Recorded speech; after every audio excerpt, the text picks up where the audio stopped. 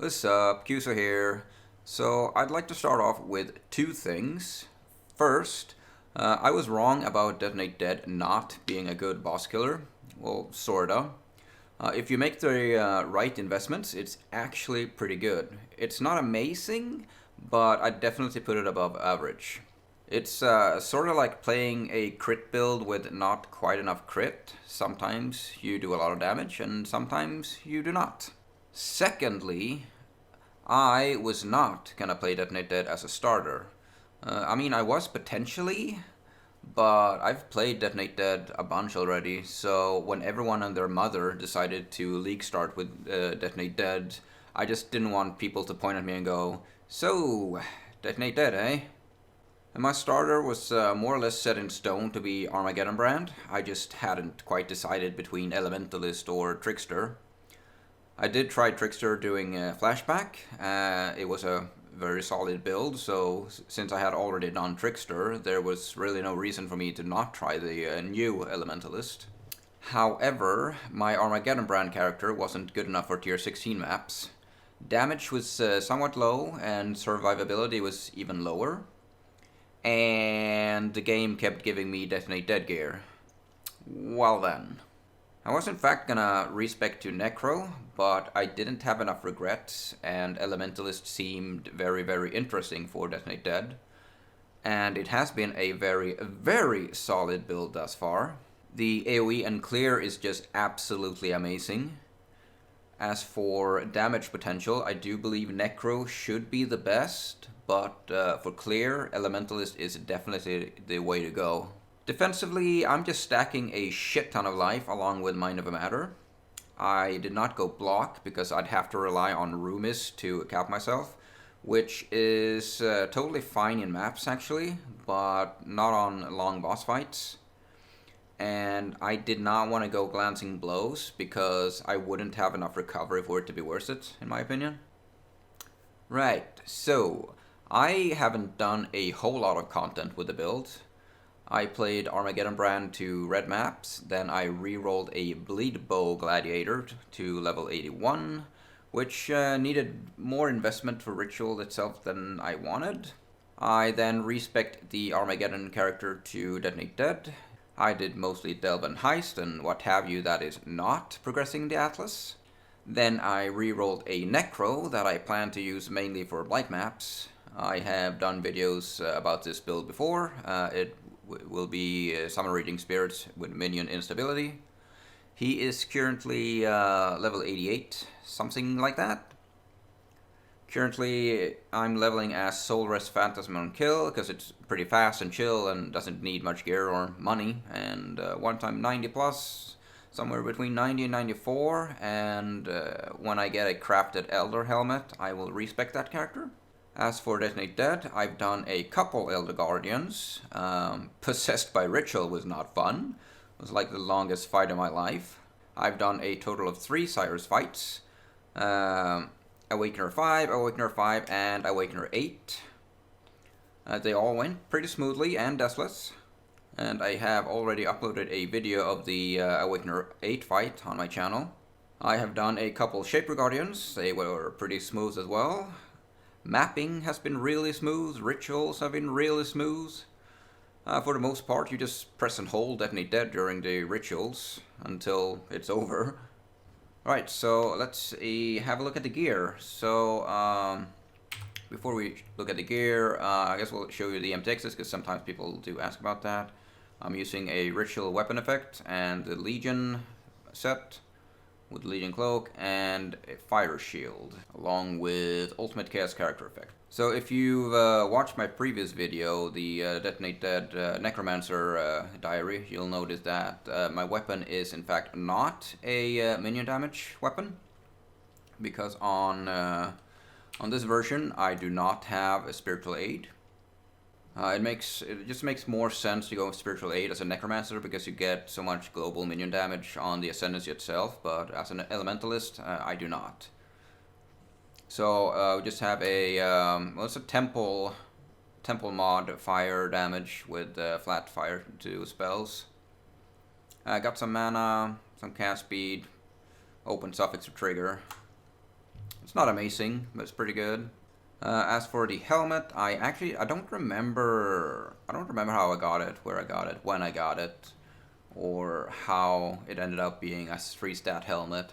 I think it dropped with like maybe 2 shitty stats, and I annulled them, and just ended up with the open suffix slapped on cold there. But as I said earlier, the game kept giving me Detonate Dead gear. This was actually my Uber Lab end chat. And once again, about the game giving me Detonate Dead gear, we have a chance to block spell damage with pretty good life, percent fire damage, and some mana. I am, as I said, not block, but it's still a good enough shield for this build. This has got the life and mana, and I crafted chance to deal double damage. It's only the rank 2 one, so I should try and get to rank 1 actually.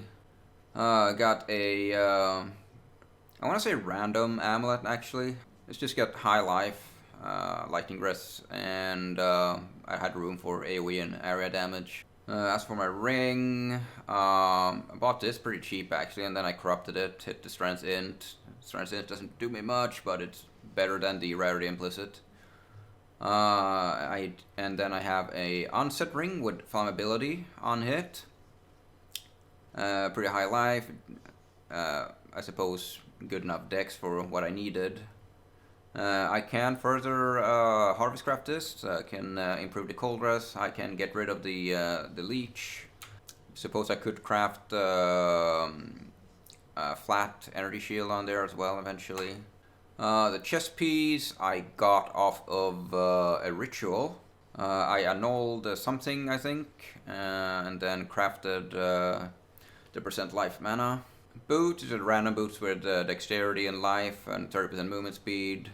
Belt, I don't even really want to talk about the belt, honestly, because I think this was my first Stygian that really dropped for me. I think I threw some essences on there, I hit strength, life, and a bunch of other things. But I needed to get rid of a certain stat to actually like craft the belt later on, and I just basically annulled everything eventually besides the strength and life. I was like, well, fuck it, I don't actually need the resist, so that's good enough. I do have a second belt here. It had like 13 fires on there that I removed with harvest. I then, well, before I removed it, I exalted with Hunter's Exalted Orb to try and hit percent life. So the plan here is to add fire to get a better fire res. I will then remove the chaos and then aug life until I hit percent life. And once I do that, I will replace this belt with this, because right now I don't really need this belt, and this is less life than this. And I'm kind of proud of hitting above 8,000 lives. I don't want to get rid of that. Gloves. The important stat here is the added fire damage against burning enemies. And these are probably the most insane gloves I've ever seen. And they actually dropped from a tier 1 blight map. These things actually dropped like this from a tier 1 blight map. I have done no harvest crafting whatsoever. They just drop like this. So we'll do the gem setup, and we'll do it in the order, I guess. So my trigger is Wave of Conviction for fire exposure. I also have Combustion along here, so that my Wave of Conviction has a chance to ignite. That is very important, because on Detonate Dead, wherever it is, I am using Elemental Focus, which means my Detonate Dead itself cannot ignite. I am running Herald of Ash, so Herald of Ash and a Wave of Conviction can in fact ignite, so that I will get the bonus for the added fire damage.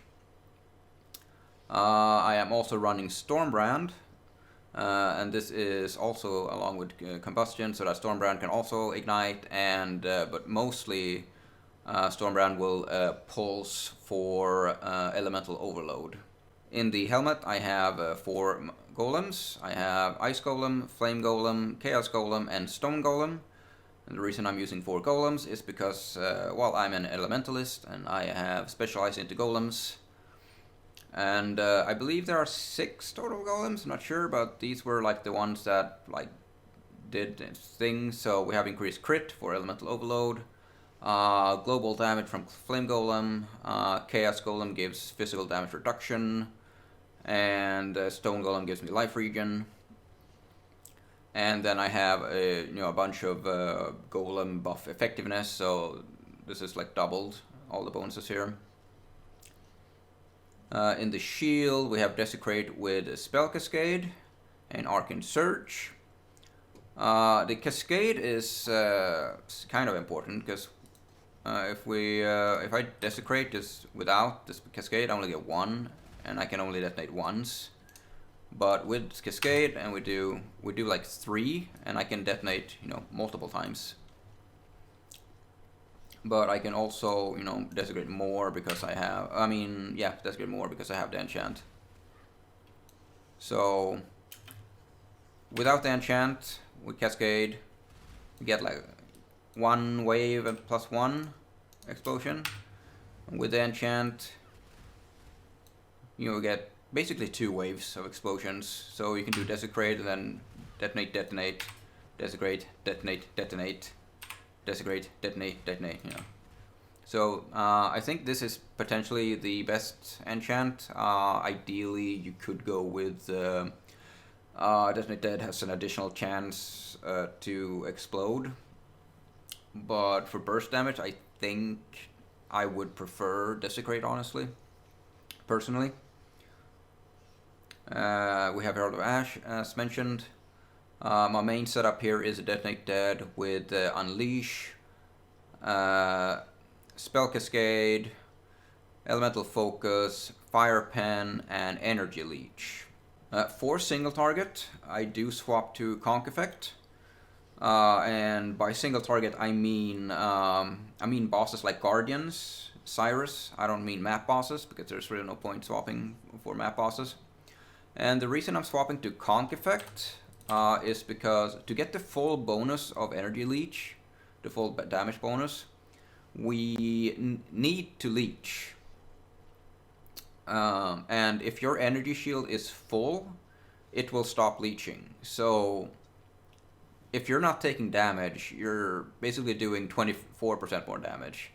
But with Conk Effect, we are doing 54% more area damage. So Conk Effect is going to be more consistent, higher damage. In my gloves, I am using Dash with Second Wind. Flame Dash I'm not actually using. And then we have Enduring Cry. So Enduring Cry is for, those times when I need some regens. I don't actually care about or I don't care to keep up the endurance charges, rather. I am no longer using Smoke Mine Flame Dash, because Dash with Second Wind is just absolutely amazing.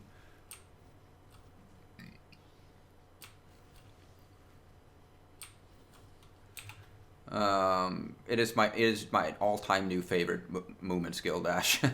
The problem with Dash is that it requires 155 dex.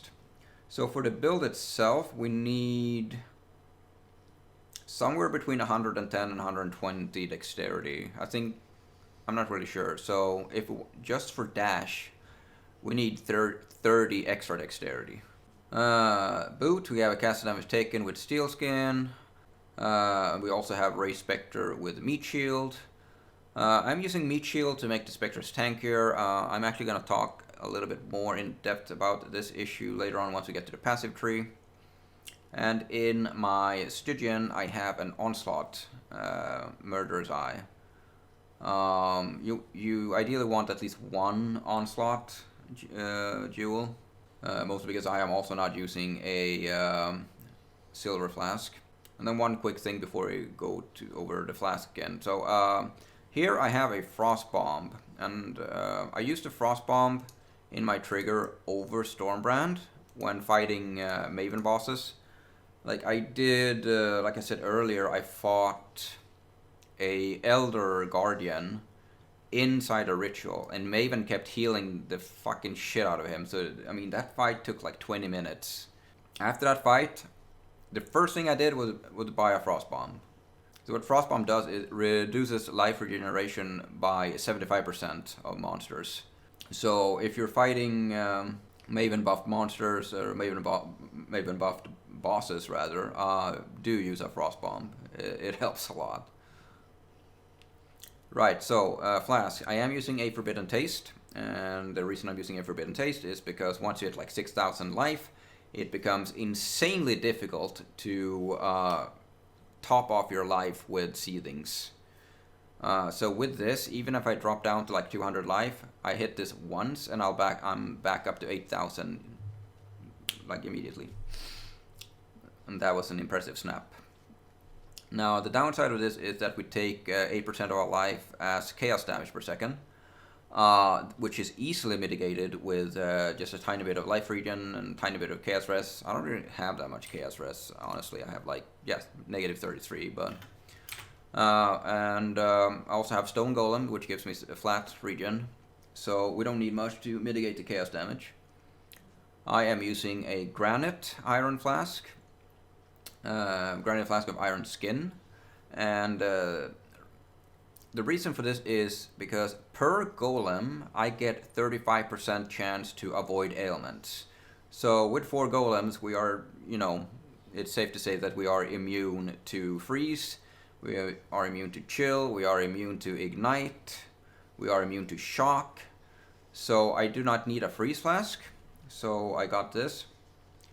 And then we have an Alchemist Quicksilver Flask of Adrenaline. And then we have a quartz. You always want to use a quartz with Staunching. And then I have a Enduring Mana Flask of Warding.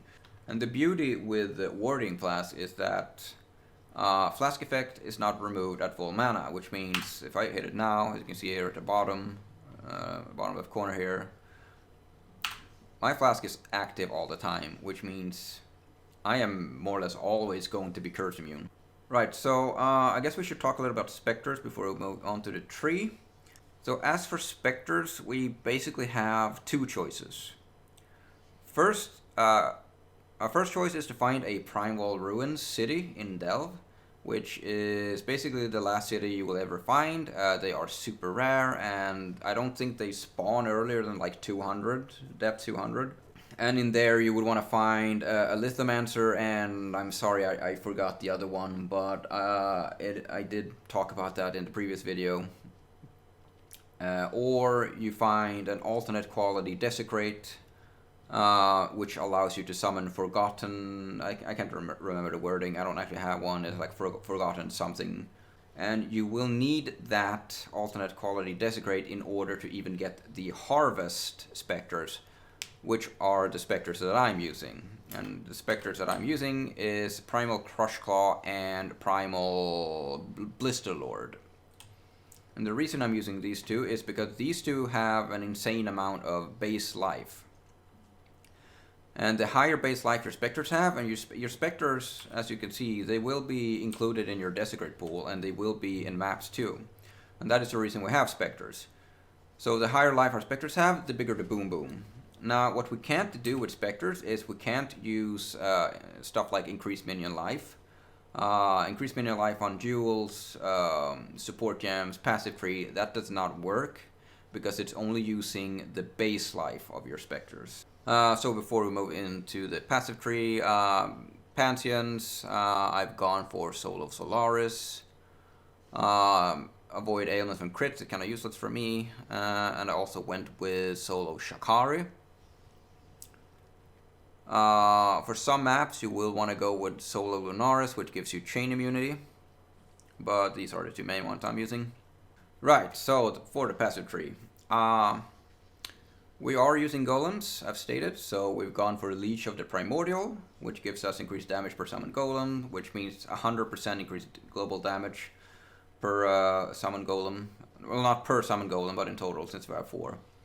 We also get 100% increased effective buffs granted by our golems, because we have 4. If our golems die, they will be resummoned automatically after 4 seconds, so they will more or less always be up. We don't have to worry about summoning them. We also get +1 to maximum summon golems here, which currently gives us a total of 2. And then we pick up Elementer. Golems are immune to elemental damage, and here is also where I get the 35% chance to avoid elemental ailments per summoned golem. And we also get increased effective buffs granted by your golems per summoned golem. Wait, is that 200%? I missed that. Yeah, so we get like 200% increased buffs. And here's where we get our third golem. Number 4 is actually way up here. Golem Commander, we'll get back to that. I don't know why I zoomed in there and then scrolled. We then go for Mastermind of Discord, which gives us an additional 25% to exposure with Wave of Conviction. We also get some free mana regen. And then we have Heart of Destruction, gain convergence when you hit a unique enemy, no more than once every 8 seconds. So basically, we will have 60% increased AoE at all times, except when fighting a boss. When we're fighting a boss, we lose the AoE, but we gain 30% more damage. Right, so picking up Undertaker to increase the corpse life. Also picking up a lot of mana nodes. Arcane Will, Mystic Boulevard, Deep Thoughts, even Righteous Decree to buff up my mana pool for Mind Over Matter. That's not Mind Over Matter, that is Mind Over Matter. We also, like I said earlier, we pick up Golem Commander, which gives us our Force Golem, which gives us an additional effector buffs granted by golems and an additional 20% damage, so that's like 120% damage and 230% increased buffs, if I do the math correctly here. Oh yeah, we have even more buffs here. Holy shit, it's like almost 300. As you may have noticed, I do not pick up extra AoE. I do not have Amplify or Blast Radius, simply because we don't need to. We just have an insane amount of AoE already. I have a Corrupting Blood immunity duel here. I have Fire, Area, and Life. Spell damage does not work with Detonate Dead. Detonate Dead is an elemental and corpse explosion thing, so